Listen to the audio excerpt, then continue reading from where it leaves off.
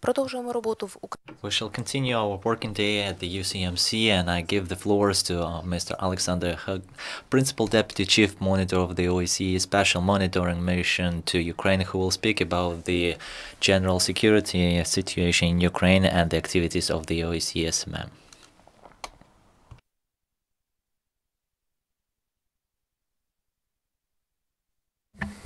Good afternoon, dear friends. Last week, the SMM continued to observe breaches of the various agreements put in place since September 2014. We recorded almost 6,000 explosions of the ceasefire regime agreed by the sides. 6,000 times the sides violated a ceasefire they themselves agreed to. We also spotted 28 weapons in violation of withdrawal lines, 5 in government-controlled areas, 23 in non-government-controlled areas. We continue to see mines and unexploded ordnance all along the contact line. The decision of the Trilateral Contact Group on Mine Action of 3rd March 2016, in which they promised to remove or at least fence off and mark mines, is not being respected.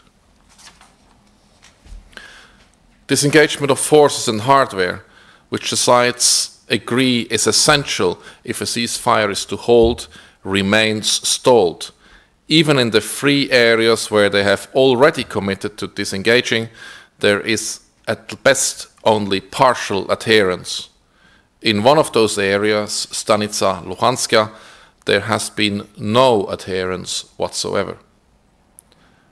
The sides, understanding the need for unhindered and safe access for the SMM to allow monitoring and verification of the agreements, have also failed to live up to their commitments in this regard. Last week, our patrols on the ground had their freedom of movement restricted 14 times, 11 times in areas not controlled by the government and 3 times in areas controlled by the government. Dear friends, of particular concern is the situation in the Turdiske neighborhood and Petriske district of Donetsk city and neighboring Krasnohorivka. For over 2 weeks now, our monitors have been receiving information about artillery and mortar exchanges between these two urban areas. And inevitably, given that both areas are essential residential areas, we have been recording civilian casualties. On 4th June, for instance, a 9-year-old boy sustained shrapnel injuries when his home was shelled. His mother died in the same attack. The day before, an elderly woman was injured in Krasnohorivka. We are also concerned about the situation in areas along the P66 road in Luhansk region, especially around the settlement of Sholobok. Although considerably quieter now, on Monday and Tuesday this week, we recorded a serious escalation with levels of violence not seen in this area since March. In less than an hour on Tuesday, for instance, our monitors in Sentinjavka, formerly Frunze, recorded about 480 explosions caused by artillery fire and about 1,700 bursts of heavy machine gun fire. Disturbingly, instead of trying to de-escalate, we saw signs that the sides were feeding the flames, with, for instance, our monitors on Wednesday noting a 50-vehicle convoy, including 10 armored personnel carriers, moving northwest from Luhansk city along the P66 road in the direction of Sholobok. Yesterday, we noted the presence of 2 surface-to-air missile systems in Muratove. We still have only a very sketchy idea of what really is happening in both the Petrovsky-Krasnohorivka area and Sholobok. We still don't know, for instance, what has caused this escalation. Previous experience tells us existing proximity of forces and hardware, or a movement forward that narrows the distance between the sides even more, is likely to cause violence. We also know that the rotation of personnel with new units introduced into the area can entail tension and escalation. But so far, our monitoring of these areas has been severely restricted by the sites, thereby limiting our ability to establish facts on the ground. The so-called LPR has, for instance, for some time now refused to allow us to travel the length of the P66 road. We have experienced similar restrictions imposed by the so-called DPR in the Petrovsky district. Both sides have yet failed to demine, meaning many areas, especially those serviced by only dirt roads, are off limits to the SMM. Remember, Priship, where an SMM patrol member was killed and 2 others were injured in an explosion probably caused by a mine, is in the general area that was engulfed in violence this week. Twice this week, we have tried to launch unmanned aerial vehicles in the area. On both occasions, we could not do so because of the intensity of fighting. Sometimes the restrictions on our movements come with intimidation. On Wednesday this week, for instance, an SMM patrol in the Novoazovsk area of Donetsk region, very close to the border with the Russian Federation, was physically preventing from moving. 7 vehicles, all without license plates and occupied by armed men, some of whom wore masks, surrounded the patrol. The unarmed civilian monitors were boxed in for about 20 minutes before being released and ordered to leave the area. Dear friends, obviously something is missing. Something does not work. Almost 3 years after the signing of the Minsk Memorandum, it is obvious the sides need help. They need facilitation. They need coordination. This, in fact, was obvious from the very beginning, and that is why the Joint Center for Control and Coordination was established. The role of the JCCC in coordinating mine clearance is clearly set out in the Trilateral Contact Group decision of 3rd March 2016. And yet little or nothing has happened in terms of mine clearance. We are not naive. We understand the fears involved in mine clearance. For many people, mines represent a first line of defense. But surely, marking or fencing off mines, the basic requirement outlined in the addendum, can hurt no one. It would in fact do the opposite.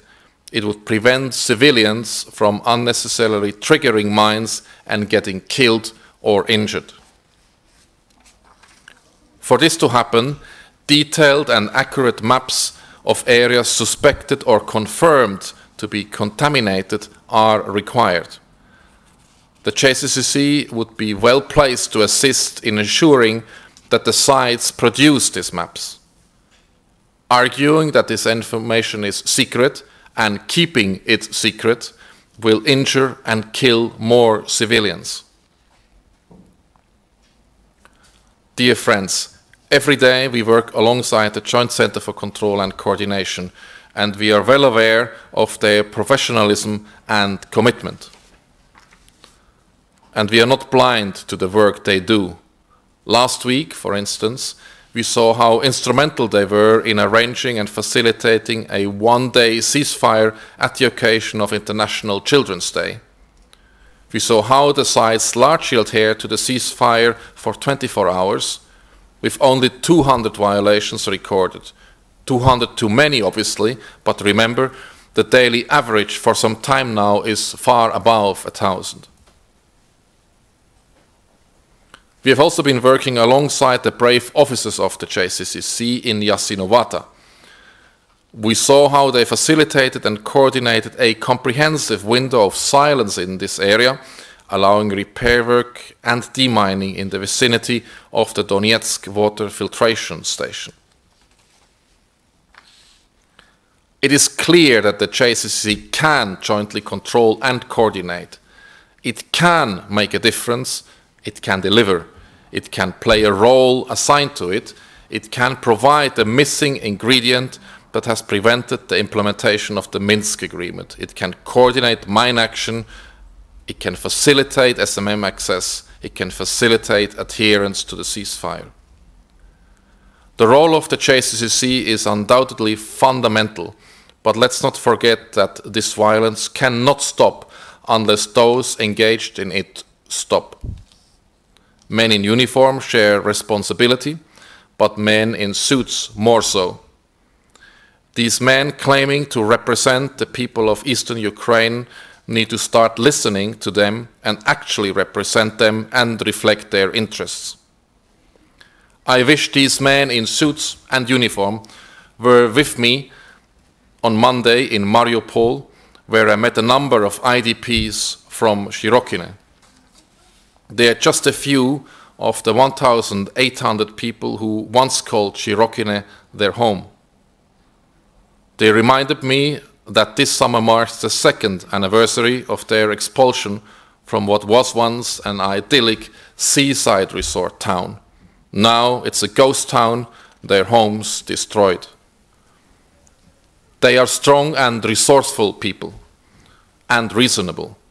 They understand that an immediate, permanent return home is not possible.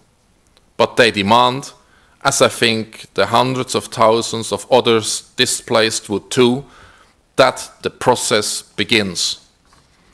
The former residents of Shirokine I met remind us that first steps are required.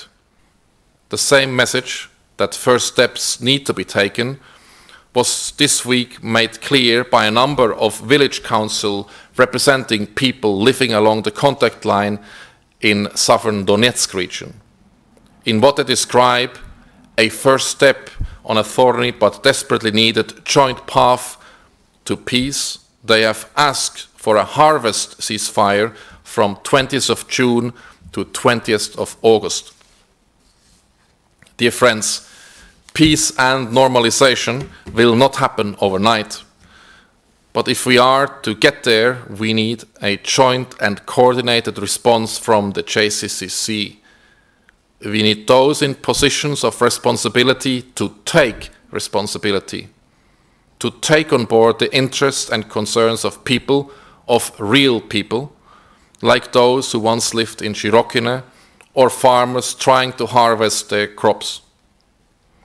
We need to immediately see real commitment to agreements already signed that some point will translate into actual implementation. First steps towards disengagement, mine action, withdrawal of weapons, and ceasefire need to happen now. It can happen, and it must happen. As usual, at the end of my statement here, I would like to inform you about the latest mission numbers.